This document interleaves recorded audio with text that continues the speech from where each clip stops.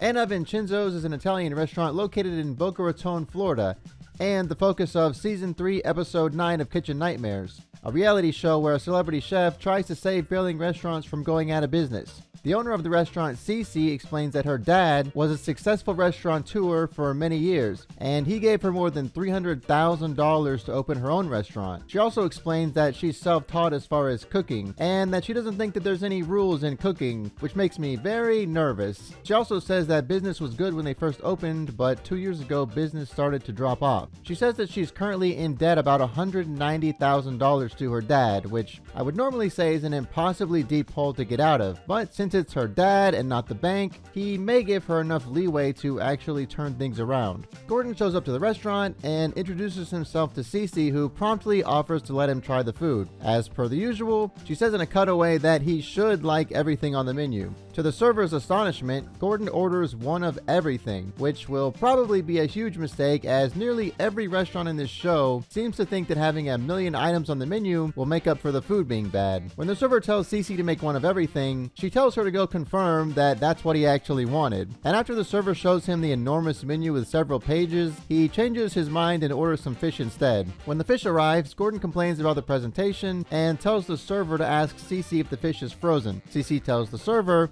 "Tell him it's fresh, but it is frozen." Ah yes, the old fresh frozen. As the complaints come back to the kitchen, Cece gets really pissed and starts ranting about how Gordon is supposed to be there to help, which apparently Gordon can hear from the dining room. When Gordon tries the snapper, he says it's mushy, and he asks the server Michael, who is also Cece's husband, to try it. Michael tries it and says, "It's soggy. It should be baked a little longer." Eventually, Cece pulls out the old "there's starving people in the world," and she tells her server to go tell Gordon that she's not making any more food if it's going straight to the garbage. But when the server starts to try and tell Gordon the message, he immediately cuts her off and tells her to tell Cece to tell him herself instead of sending her employee to do it. In a cutaway, Cece's Italian dad says, "Chef Ramsay, I'm surprised that nobody breaking his legs yet." Holy shit, chill out, man. This isn't the old country. Ultimately, Gordon doesn't seem to like anything that he tried, and Cece got more and more pissed off with each criticism that came back to the kitchen. Finally, Gordon goes back to the kitchen to tell Cece what he thought about the food. He criticizes each dish, and when he gets to the salad, Cece interrupts and says, "Everybody loves that salad." To which Gordon responds, "Who's everybody? The restaurant's empty." "Hello, officer? I'd like to report a murder." When he complains about the snapper, which he said was mushy, Cece says, "That's bullshit." Gordon tells Cece that Michael tried it and agreed with him that the fish was bad, and Cece aggravatedly runs up to Michael and says, "You said the fucking fish was mush?" And despite the fact that he did say something very similar to that, he now says, "No, it was tender the way everyone else enjoyed it." Michael, come on, man. Gordon pushes back, and Michael admits that the fish was a little on the softer side. Gordon asks Cece, "What's with the defense mechanism?" And Cece says, "Don't you get defensive if somebody comments about your food like that?" And Gordon says with a completely straight face, "I don't cook shit like that." Who spit in this man's bean curd? Overall, Cece is unwilling to accept any of Gordon's criticisms about her food. After Gordon criticizes her attitude, she says, "You know, a lot of people said you were a jerk. I think I believe it. Anything else?" And Gordon just says, "Fuck this," and walks out. In a cutaway, Cece says, "He's lucky I didn't hit him with something. I was that close." Which, you know, joking around about using violence is not usually a great idea. Or maybe she's not joking, which would be an even worse idea. Gordon returns to see a typical dinner service, but first he starts going through the kitchen with Cece. He complains about some meatballs that Cece admits are overcooked, but she says she wants to serve them anyways. After some arguing back and forth, Cece says, "Are we going to be able to cook, or are you going to keep busting my balls?" And Gordon says, "I swear to God, I'm not here to get cross-examined by you. Let's get that right. Yeah? There's only one person who's going to be fucking losing out on this, and it's certainly not me, okay? But don't fuck with me." And with that friendly exchange out of the way, the dinner service starts. Right away, we see some dishes start coming back to the kitchen. One customer sends back calamari that was clumped together in a big ball, and when Gordon brings it to Cece's attention, she says, "I saw that." Gordon responds, "You expect people to pay money for that and eat that? Come on." As more and more complaints come back to the kitchen, Cece seems to get more and more overwhelmed, and she doesn't even want to hear what the complaints are. At one point, Michael brings a dish back and says, "They just say it's no flavor, but they're willing to let you try and put some flavor in it, like garlic," which really cracks me up. But Cece is not amused, and she starts saying that she wants to tell everybody to leave, which prompts Gordon to accuse her of acting like a princess. Eventually, Cece reaches a breaking point and starts having what I would guess is a panic attack. She goes outside to try and calm down, and Gordon suggests that they shut everything down since Cece had checked out. But Michael insists that they remain open, and he and the other cooks continue trying to get orders out. Overall, it was a pretty dismal dinner service with lots of customers leaving without ever getting their food. Afterwards, Gordon sits down with Cece to have a chat, and he asks her, "You alright?" And she instantly starts crying. Gordon insists that she has to accept that her food is bad, and initially she pushes back again, but after Gordon reiterates that he is there to help her, she finally seems more willing to accept the truth, and she apologizes for calling him a jerk earlier. The next day, Cece returns to the restaurant to find that Gordon has asked the cooks to make one of everything on the menu. That menu having 181 items according to Gordon. Holy shit! Did we just find the largest menu in Kitchen Nightmares history? And Gordon also has the staff mark on the menu every item that's frozen, which is about 80% of the menu according to Gordon. After seeing how large the menu is and how much of it is frozen, Cece finally seems willing to make some changes to it. And next is the restaurant redesign part of the episode. The new restaurant is revealed, and Cece is so happy with the changes that she starts crying. And in a drastic turn, Cece's dad says, "I'm never gonna forget for the rest of my life what Chef Ramsay do for my daughter." After that, the new menu is revealed, and Gordon says that it's gone down by half. Only half? That would mean they still have 90 items on their menu, which still seems pretty big to me. Maybe a lot of it is different versions of the same thing, like different types of pizza or something. He also sets up a marketing event for the restaurant where they did a pizza making contest with members of several pro sports teams to try and get the word out. And with some good advertisement and the new changes in place, it's time for the relaunch service. Initially, things start off well with the easier to prep family style dishes quickly getting out of the kitchen. But after a while, the standards start to slip again, and Cece starts telling staff to send out food that isn't made correctly. When she tries to send out a burned pork chop, Gordon yells at her and eventually convinces her to remake it instead of sending it out. Despite the minor hiccups, overall the service seems like it was a success. And at the very end, the narrator says that after Gordon left, Cece stuck to the changes and continued serving fresh food. And that's how the episode ends. But they also did a revisited episode on the restaurant as well. So, how was Anna Vincenzo's doing after the airing of the original episode?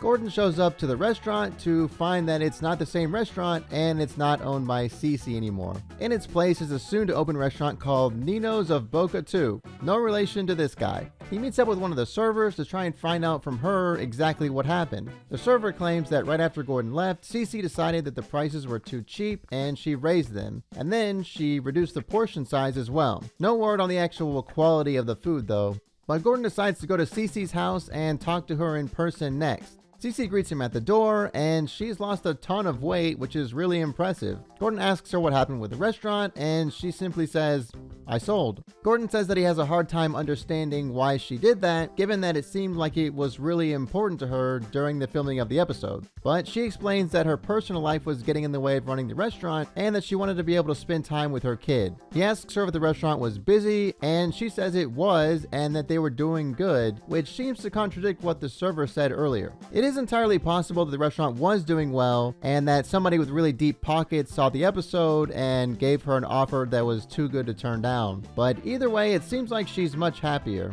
She's doing so well, in fact, that she has a bunch of popcorn in her table. Can't argue with that. I think running a restaurant just isn't for some people. And while watching the episode, she seemed to get stressed out very easily and have trouble dealing with problems. Every time things would get hectic, she would shut down and not want to keep going. Honestly, I think she's probably better off selling overall, though I can see how it might seem a little bit ungrateful. She also mentions that her and Michael are no longer together, but she doesn't really want to give too many specifics about the reason behind the split. But I did find out that after leaving Anna Vincenzo's and Cece, Michael decided to open his own restaurant according to this Broward Palm Beach New Times article. He opened it in 2015, which is well after Anna Vincenzo's closed in 2010. But as of the uploading of this video, it looks like his restaurant, Il Contadino, is closed. I couldn't find the exact closure date, but they have reviews up until March of 2024, which is pretty recent. I would assume that March of 2024 is around the time that they closed down.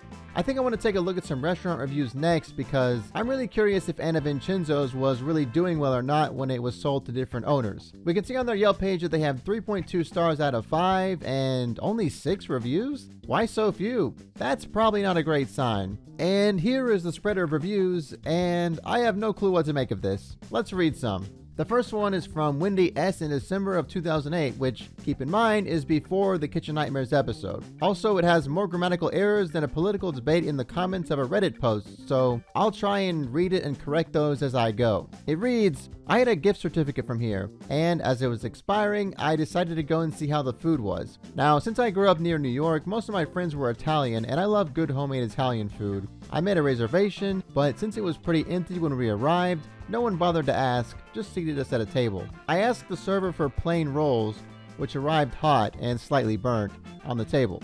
I was glad we didn't get the garlic rolls as they were very burned from where the garlic was on top. I vacillated between the veal francese and eggplant parm, as I truly believe if an Italian restaurant can make a good sauce and parm, the rest of the dishes will be good. So I went for the eggplant parm, my friend the veal parm. Dinner came with a cup of soup, minestrone or pasta fagioli.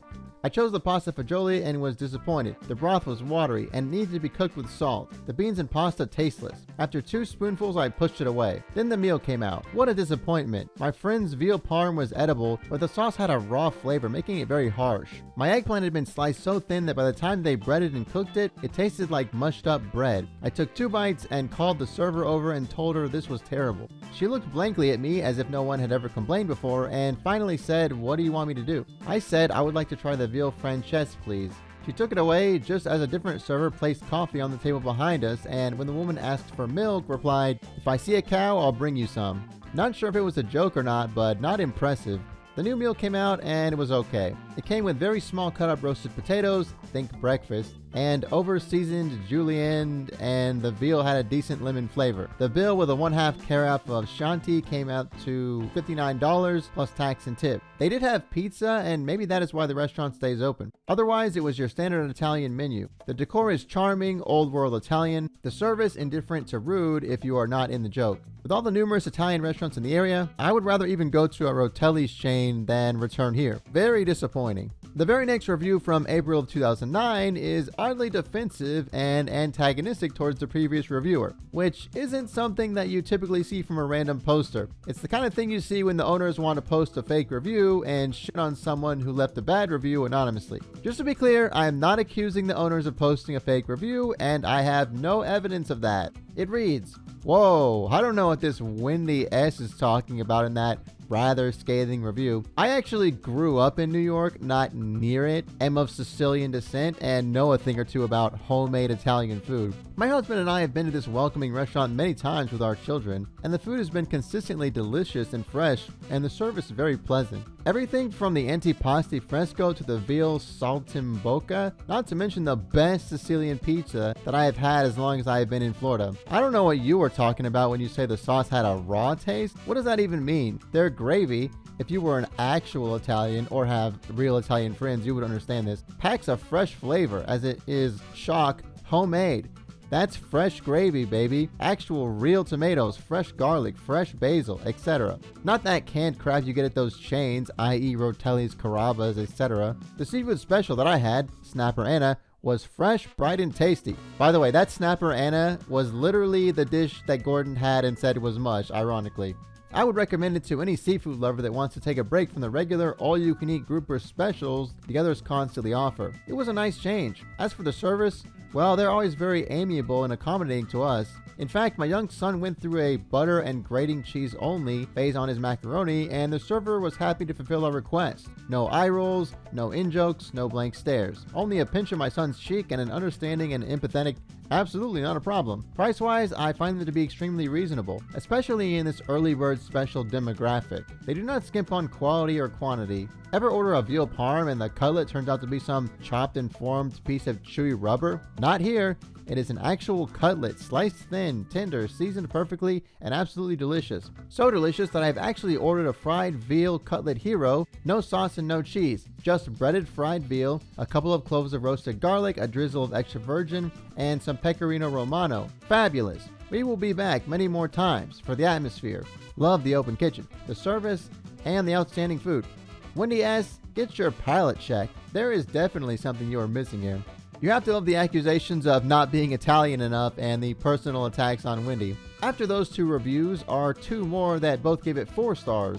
Both of them say the food was great, but the next one is a 1-star that called the food bland and pricey, and the last one is a 3-star that says it left much to be desired. If I had to guess, and I do, I would bet that the restaurant wasn't doing so hot when they sold. It's really hard for me to believe that they were getting a lot of regular business and only have 6 reviews. And only half of them are what I would consider to be good. And one of those good ones is very suspect. It's not impossible that the restaurant was doing well but doesn't have that many reviews, but I feel like it doesn't happen that often. I suspect that right after filming the Kitchen Nightmares episode, the food quality went up, as evidenced by the 2 4-star reviews, but it quickly went back down and that sealed their fate. But, of course, this is all just speculation. And lastly, just out of curiosity, I want to take a look at some reviews for Michael's Business Il Contadino. They have 3.7 out of 5 stars with 87 reviews. But here's the graph, and you can see that there's a lot of 1-stars here, what I would call a disproportionate amount. If this was the owner of the restaurant from the Kitchen Nightmares episode, I might assume that some viewers didn't like them after watching the episode and decided to leave bad reviews without having ever tried the food just to shit on them. But this wasn't the owner of the restaurant, and I doubt that many people besides me would bother to track this guy down just to shit on his new restaurant. So maybe it's a quality control issue or something. I read a bunch of the reviews and it seems like people either love the place or absolutely hate it. There's not much in between. But overall they do have 3.5 stars, which isn't that terrible. But that is the story of Anna Vincenzo's. They stayed open for a few months after going on the show before ultimately selling. Cece lost a ton of weight and separated from Michael, who opened his own place in 2015 and subsequently closed it, most likely in 2023 or 2024. Thank you so much for watching. If you liked the video, please consider liking and subscribing, and hopefully I will see you in the next one.